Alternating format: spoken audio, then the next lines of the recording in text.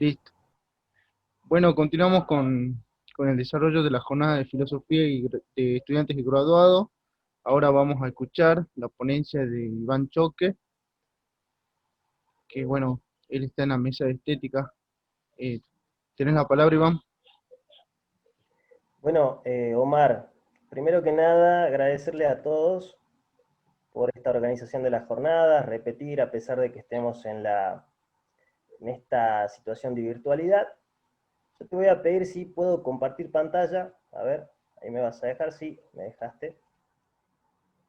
Para hacerle una mini presentación, porque básicamente esto, si bien está ubicado en la mesa de estética, que se entiende bastante bien porque, fíjense, el título de mi ponencia es una valoración del latín en torno a un tema de filosofía en Séneca, traducción y comentario de la epístola 58, de la sección 1 a la sección 7. Es un trabajo bastante larguito, yo no me voy a detener en muchas cosas que tienen que ver con el latín, porque eso no me interesa, pero sí me parece que el trabajo era importante para recuperar el aspecto filosófico. Como les dije recién, si bien está en la mesa de estética, podría estar en la mesa de metafísica, podría estar en la mesa de filosofía del lenguaje, podría estar en la mesa de ética, podría estar en la mesa de historia antigua o de problemas de la historia en la filosofía, ¿no? Porque básicamente es un tema muy específico, muy puntual, que entiendo que no todos en la carrera lo hemos trabajado, no todos hemos leído a Séneca cuando hemos estudiado, al menos en la Facultad de Humanidades de la UNSA. Entonces me parecía un lindo tema para trabajarlo y ser un poquito más ameno, más pedagógico en esta cuestión. Yo lo que hice es traerles mi traducción de esta sección de la epístola y mientras vaya leyendo un poco de la ponencia, van a ir ustedes leyendo no la ponencia, sino el texto de Séneca, el texto de Séneca directamente.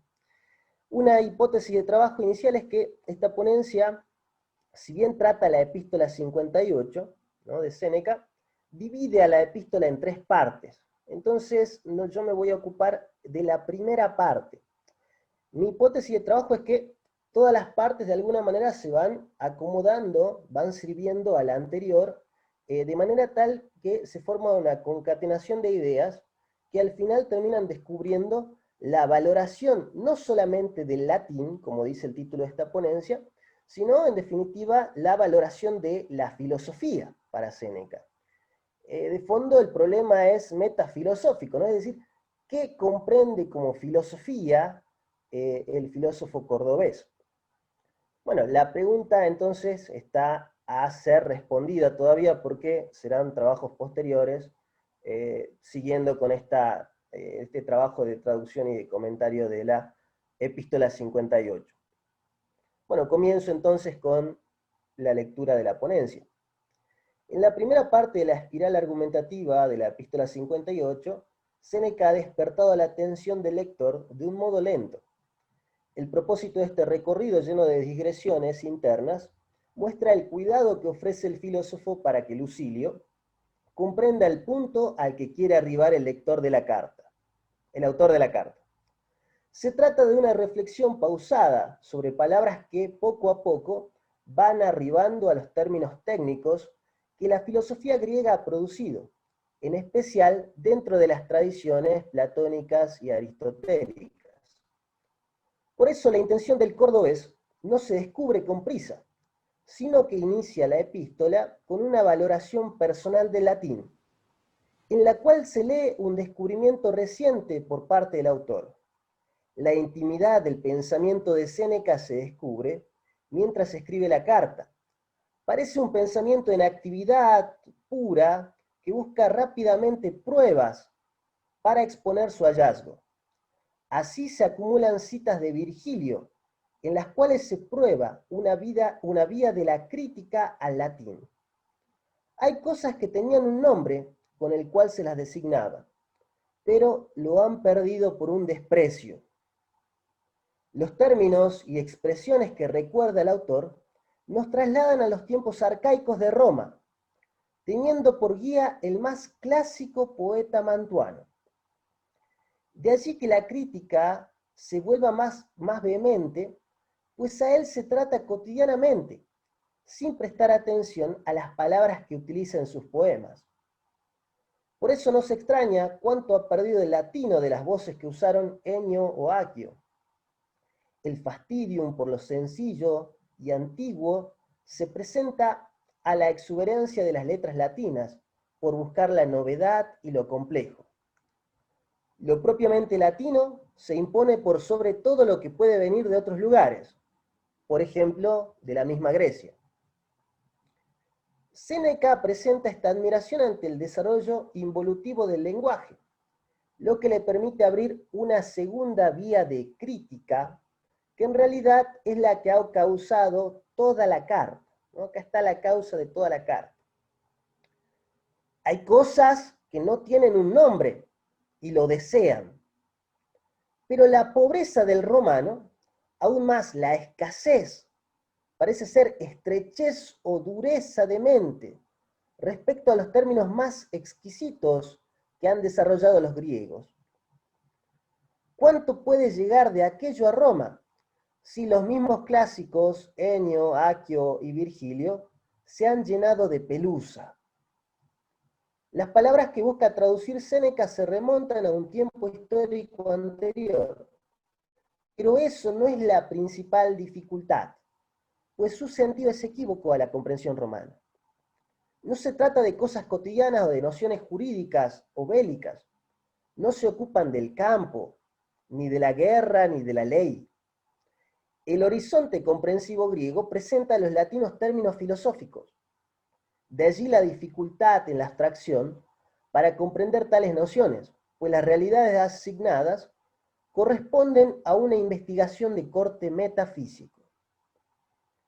Pero la escasez es tal que ni siquiera el gramático sirve a Séneca.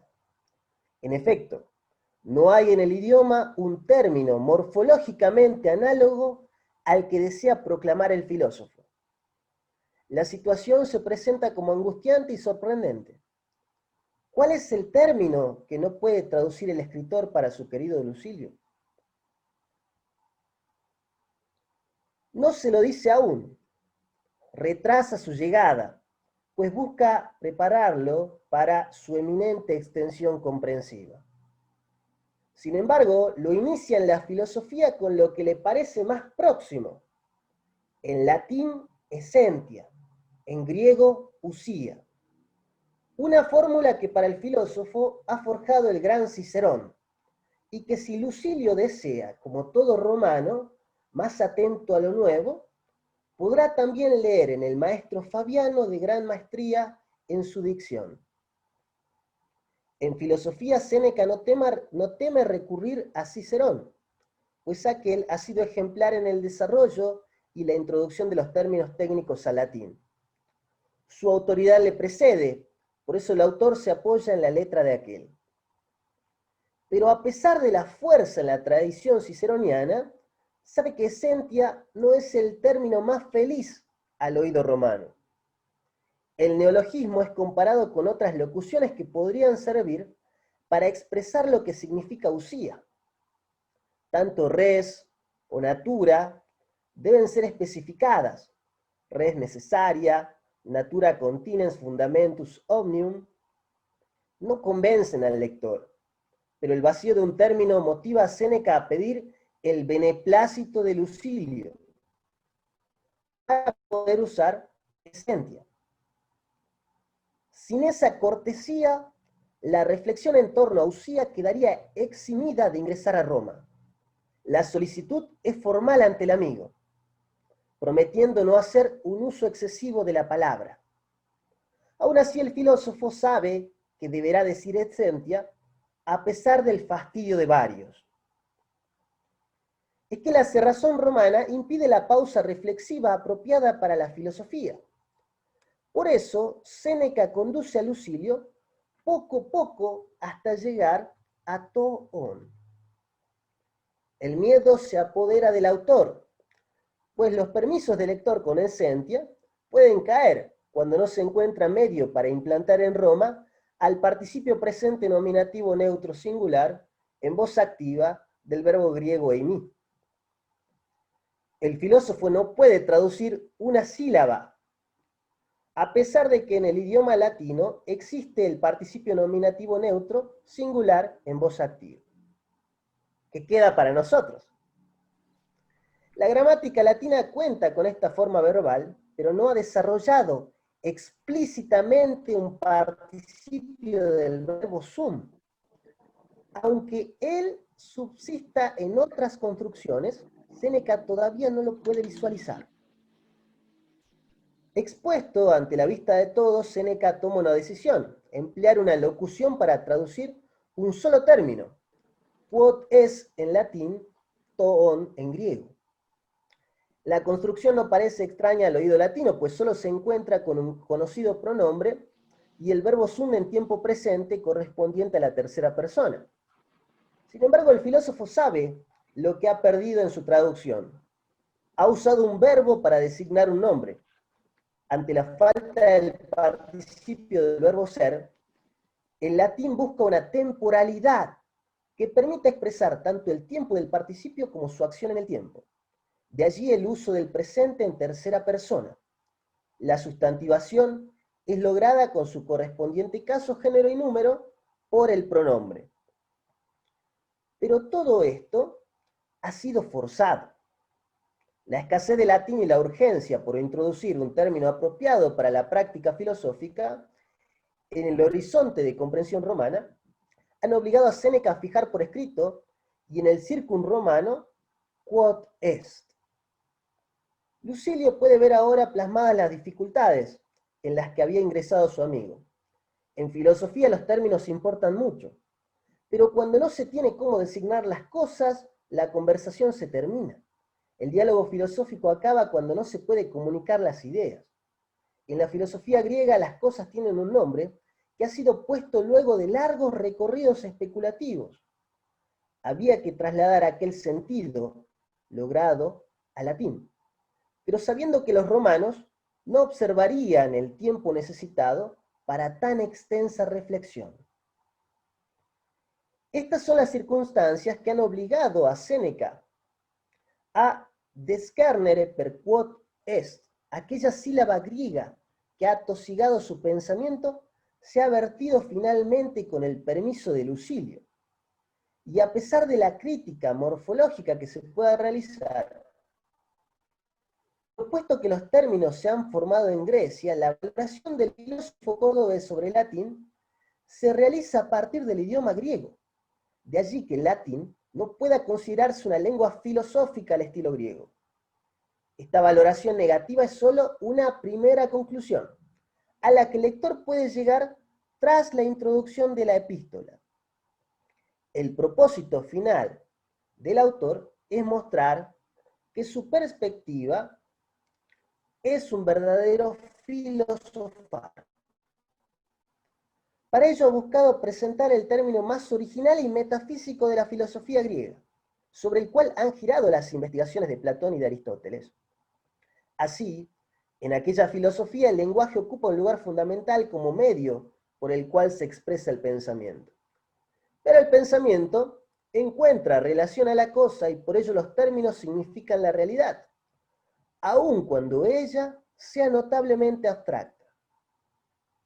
El cuidado por la expresión ha producido un vocabulario técnico, convirtiendo a la filosofía en un estudio sistemático, provisto de métodos y en una posición epistémica dentro de los campos del saber humano. Solo de este modo la filosofía ha logrado pervivir en escuelas de pensamiento, que han llegado hasta la capital del imperio. En esta epístola, Séneca buscará introducir a Lucilio en alguna de estas propuestas metafísicas, aunque solo como aquel que realiza un paseo guiado por un museo del que nunca había escuchado. Lucilio es un neófito en la filosofía metafísica, pues más cercano al epicureísmo, su interés se encuentra en la búsqueda de una vida feliz. Dos modos diferentes de comprender la filosofía se encuentran en batalla. Séneca parece, hasta este punto, interesado en que su interlocutor conozca la filosofía griega de primera mano, aunque para ello no tenga más salida que introducir a los griegos en Roma, antes que llevar a Lucilio hasta la academia o al liceo. Sin embargo, su perspectiva cambiará hacia el final de la carta. Podemos responder entonces a aquella pregunta retórica del cordobés: ¿Quid sibi ista preparatio vult? Séneca se ha propuesto irritar a Lucilio con sus rodeos, para que sienta en su espíritu el tesón que necesita para hacer verdadera filosofía. Para ello lo guía hacia lo que quizás es lo más abstracto del pensamiento filosófico griego: la relación entre Usía y Toón. Pero para ingresar es necesario la traducción de los términos al latín, para que el sentido de las investigaciones siguientes se logre comprender. En esa pretensión, Séneca cae preso de su propia trampa, pues descubre que al latino se le hace muy difícil la expresión de estas nociones metafísicas. Tal molestia le transmite violentamente a su amigo, quien debe sortearlas como lo ha hecho aquel, estoicamente, de tal modo que pueda alcanzar el verdadero propósito. Reflexiones finales. En esta primera aproximación hacia la epístola 58, Séneca se nos presenta como un amigo preocupado por la reflexión filosófica del lector. Su interés se encuentra en establecer unos términos que puedan expresar el sentido de Usía y de Toón en la lengua de Séneca. Respecto al primero, encuentra ayuda en el neologismo ciceroniano esentio, pero el segundo no brinda fuente alguna para un término griego, pues morfológicamente no existe en latín una voz semejante. Por ello su preocupación se torna en angustia. El rasgo hiperbólico de la oración que abre la carta indica la sentencia definitiva de Séneca sobre la relación del latín con la metafísica griega de Platón y de Aristóteles.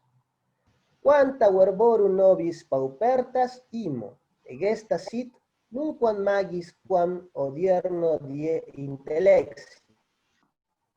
Lo vamos a leer aquí porque si no, no se entiende esto, es muy largo. A ver, nunca entendí más aquello que el día de hoy. Cuánta pobreza, o más bien escasez de palabra hay en nosotros.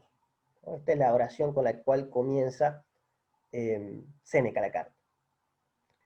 Pero esta sentencia no es la condena final del latín, sino una real posibilidad de inaugurar un nuevo modo de filosofar. Vistas las dificultades para convertir los tecnicismos griegos de la filosofía al latín, los romanos pueden ocuparse de algo nuevo, como su mismo espíritu siempre lo ha buscado.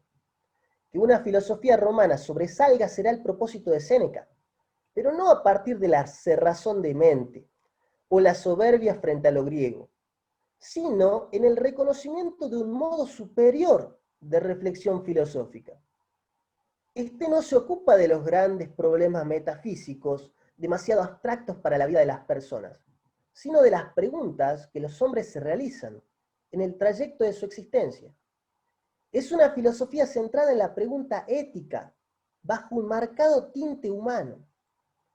Así, esta primera parte solo es una primera premisa del razonamiento de Séneca. Por eso, para llegar a aquella conclusión, el filósofo conducirá a Lucilio por el vestigio de Toón, de manera que pueda precisar su sentido, o mejor, sus múltiples sentidos. Ese tortuoso tránsito es para el lector un real diálogo filosófico, el cual no se puede realizar sin las palabras correctas, las que son camino y señalización del trayecto. Muchas gracias.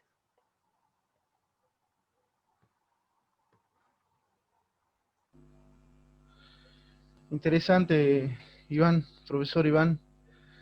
Bueno, ahora abrimos el espacio para las preguntas. ¿Quién quiere hacerle una pregunta al profesor Iván?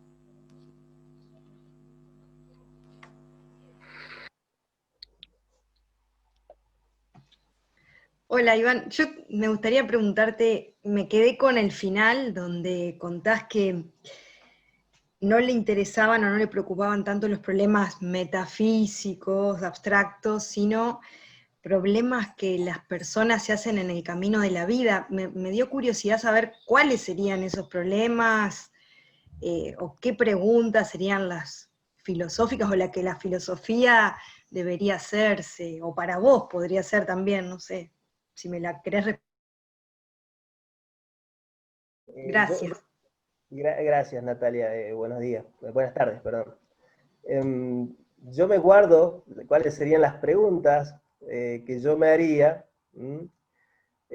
Lo respondamos de Séneca. Séneca escribe estas cartas a Lucilio como una manera de exposición de la filosofía estoica, ¿no? Es un estoico Séneca, pero de un estoicismo bastante desarrollado, no es el estoicismo de Zenón. Es un estoicismo ya por el cual ha transcurrido, por ejemplo, Cicerón, que aparece acá, ¿no? Entonces las epístolas de Lucilio es como que tienen un desarrollo en el cual se va mostrando la filosofía estoica, pero de a vestigios, de a poquito, ¿no? Esas preguntas de cuál es el modo de vida para alcanzar la felicidad, ¿no? Esa sería la gran pregunta, ¿no? ¿Cómo vivir para ser feliz? La cuestión es que hay dos cartas, esta es una de ellas, en donde Séneca hace como un trayecto paralelo. A todo lo que va trabajando en las otras cartas, Séneca hace un trayecto paralelo. Y trabaja temas que están relacionados con la filosofía de Platón y de Aristóteles. Y los trabaja con este rigor filológico, ¿no? De tratar de traducir a ver los términos del griego al latín. Pero al final de esta carta, Séneca mismo lo dice. Séneca mismo hace una alusión a que, bueno, todo esto es para que vos practiques un ratito. Como que esto es un ejercicio. Esta idea de traducir, de entender, de tratar de comprender los temas que va a recuperar en la carta, Séneca los presenta así como un ejercicio. Porque en realidad lo que a él le interesa ya no es la pregunta por el ser o por el ente. Es la pregunta por lo humano, por el ámbito de lo político, por el ámbito de las relaciones sociales, los vínculos afectivos, la cuestión del pobre, la cuestión del esclavo. Son esos los interrogantes que él tiene, digamos. A ver, Séneca también dice esto siendo el ayudante de Nerón, ¿no? Del emperador Nerón. Entonces lo podemos tildar de cierta hipocresía. Bueno, ya la misma literatura romana antigua se ha encargado de ello, de tildarlo de cierta hipocresía. Como Séneca va a hablar del pobre, del esclavo, de las relaciones sociales, cuando él justificaba en algún punto y en alguna medida, o en ciertos tiempos, el accionar de Nerón. Esa es otra discusión. Pero los problemas, al menos que nos presentan las epístolas a Lucilio, son esos. Son problemas que tienen que ver con el ámbito ético.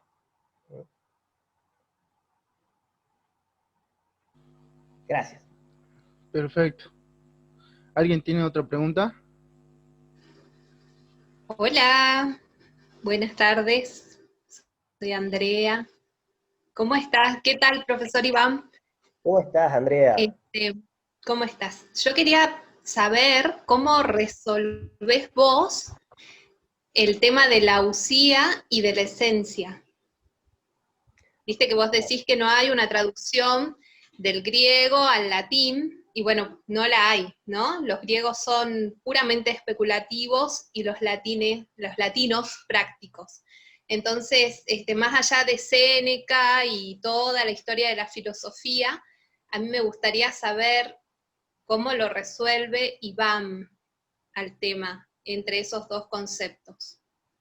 No, a ver, bueno, aquí me vas a hacer decir lo que no le quise decir a Natalia, ¿no? Bueno, está bien, lo resolvamos. A ver. Pero ese es el sentido por ahí, ¿no? Que uno se ponga de algún lugar de la biblioteca y diga, bueno, más allá de lo que plantean ellos y las traducciones y a mí me parece que el tema de la usía lo podemos resolver de esta otra forma. No, Así que bueno, ese. Yo sosteniéndome en los estudios que realizo, me parece que la traducción de usía como esencia no es desacertada, no es desacertada. Es un neologismo como tantos que inventamos nosotros también cuando hacemos filosofía en nuestro tiempo. En el tiempo en el cual se encuentran estos pensadores tuvieron que hacer estos neologismos Y para mí esencia de alguna manera trata de recuperar, porque recupera la raíz del verbo esse latino. Entonces recupera algo de Lucía y esa relación con el om, ¿no? El participio y con el verbo einai. Entonces, me parece que esencia no es una mala traducción.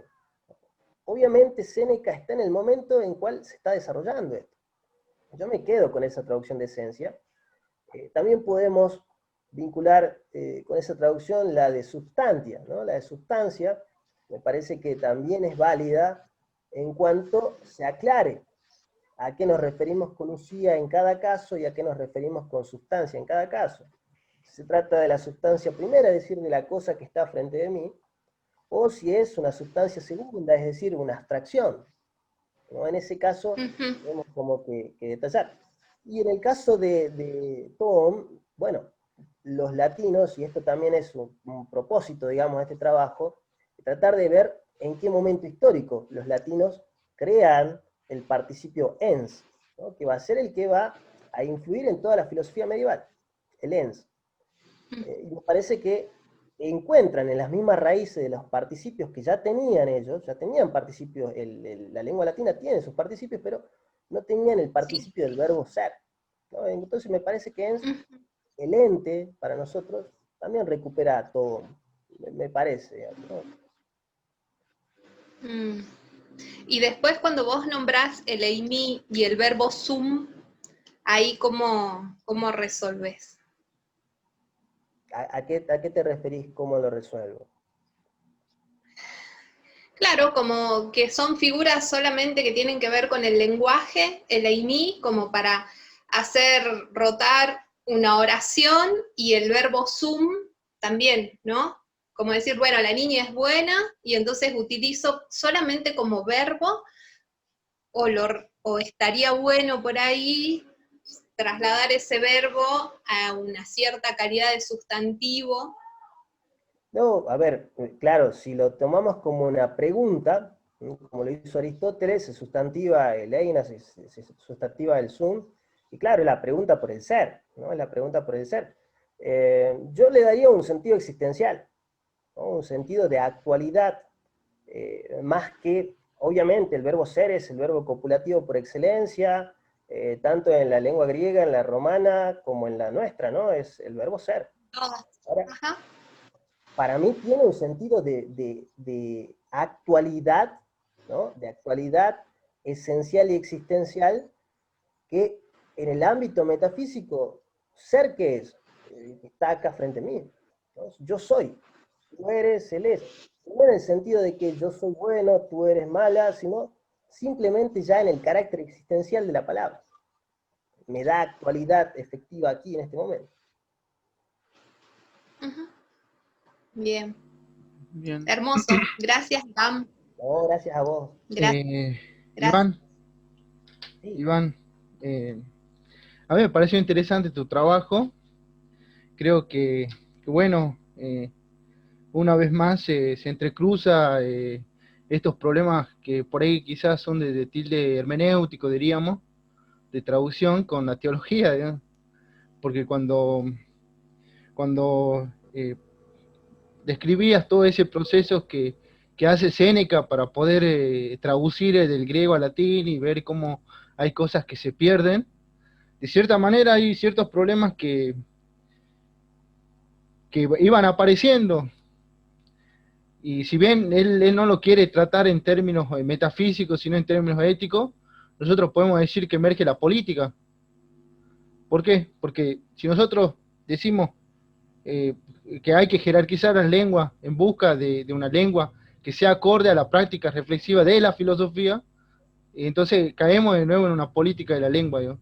Lo que implica caer en una política de la lengua, es decir, esta lengua es apta para la filosofía y estas no, están hechas para otra cosa. O sea, el problema político es bastante grande. Y después, por el otro lado, si nosotros buscamos un horizonte de traducción, y bueno, intentamos buscar una precisión de sentido en esa aventura de neutralizar los equívocos, diríamos, ¿no? Que que sería lo que se pierde en una traducción de una lengua a otra, tenemos que postular un cierto principio, una tesis, en el sentido amplio de la tesis, ¿no? Como fundamento que compartan las lenguas.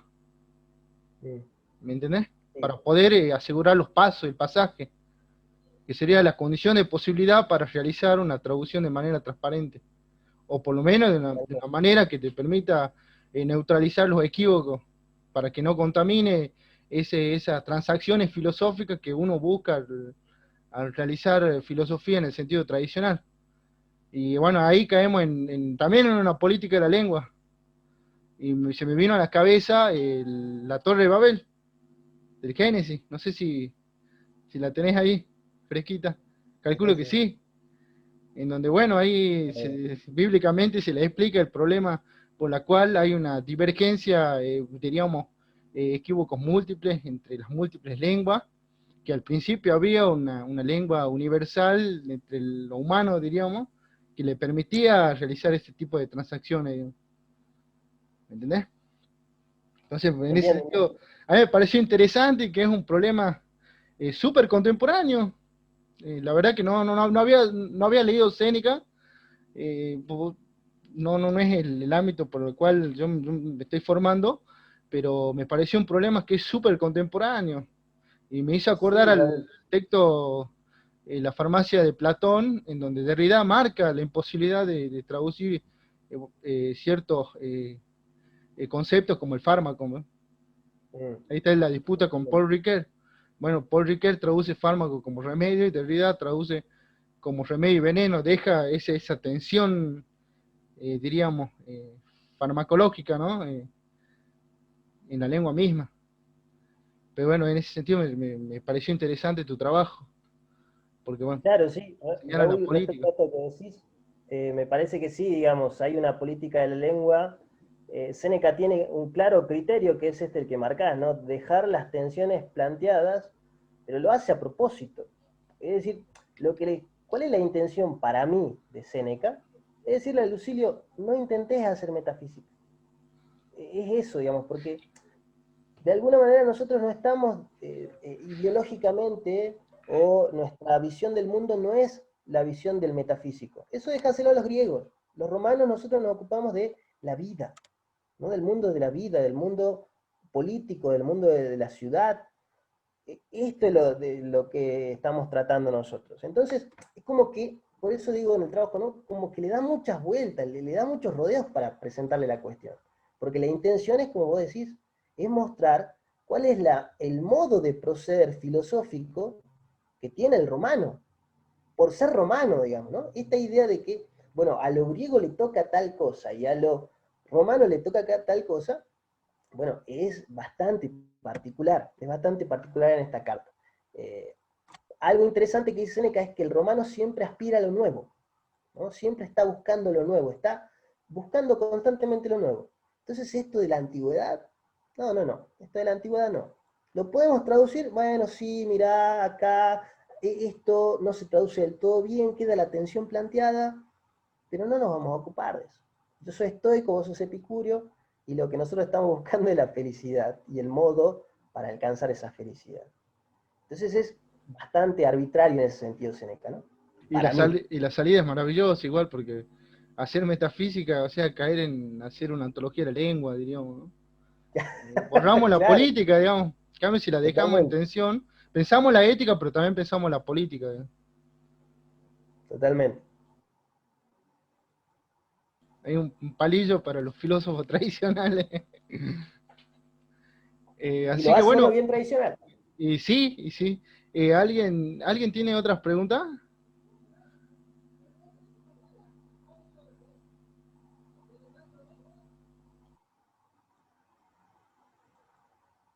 Bueno, parece que no. Quedó muy clara la cuestión entonces. Bueno, yo tengo una consulta. No, porque últimamente escucho mucho que se habla de ejercicios espirituales, que se rescata con Pierre Hadot mucho el tema de los ejercicios espirituales y de la filosofía como forma de vida. Y también se está hablando mucho de las antropotécnicas de Peter Sloterdijk. Y esto tiene algo que ver con O sea, Séneca propone tipo ejercicio, la filosofía como ejercicio, como praxis, no solamente como hablar de temas que importan, sino también como praxis. Sí, sí, totalmente, a mí me parece que sí. Por más de que esto también es interesante porque yo lo digo al pasar en el trabajo, ¿no? ¿Cuál es la intención de Séneca? Que no se arme una escuela de filosofía. Es decir, Pierre Hadot cuando habla de los ejercicios espirituales tiene en mente la cuestión comunitaria en el ejercicio espiritual, es decir, cómo la escuela, la academia, el liceo han formado, han constituido un cuerpo estudiantil de discípulos, de maestros, y allí también se va dando la práctica espiritual, ¿no? La vida práctica. En cambio, Séneca ya en otro momento histórico no se detiene en esta cuestión de la escuela. Es más, él no tiene así como una escuela de discípulos, ¿no? Alrededor. Si bien él, siendo jovencito, participa en algunas que están en Roma, que han llegado, que son platónicos, que son cínicos, estoicos, eh, él no se queda allí, digamos, ¿no?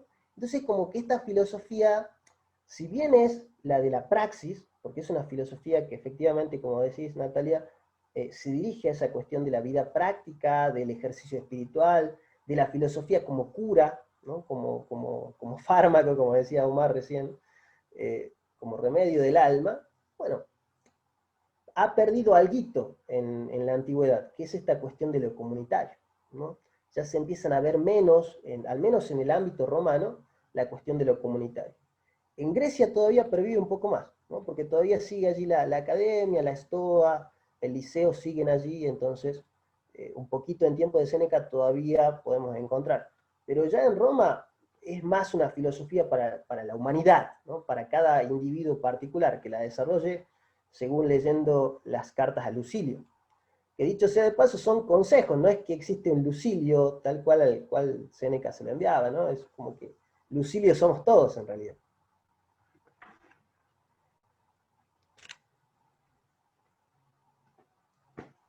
Fabuloso, fabuloso, Iván. ¿Alguien tiene otras preguntas? Un tema bastante interesante, ¿no? Que demandaría toda una tarde. Sí, yo también me acuerdo de algunos textos de psicoanálisis que lo retoman a Séneca, toda esa corriente que está muy asociada a la práctica, ¿no? La espiritual práctica, el espiritualismo práctico. Que bueno, que no se enfrenta al problema de la lengua, porque la salida para el psicoanálisis es sencilla, es por el lado materno, que sería el lado de la lengua, o sea, salir por una política de la lengua, o por el lado edípico, que sería por salir por el lado del padre, que implica muerte también. Se da esa tensión entre vida y muerte. Interesante. Bueno, entonces pasamos a la próxima mesa panel. Te despedimos, Iván, gracias por participar. No, Desde la muchas gracias a ustedes, organización, Omar, y bueno, que sigan adelante con esto. perfecto.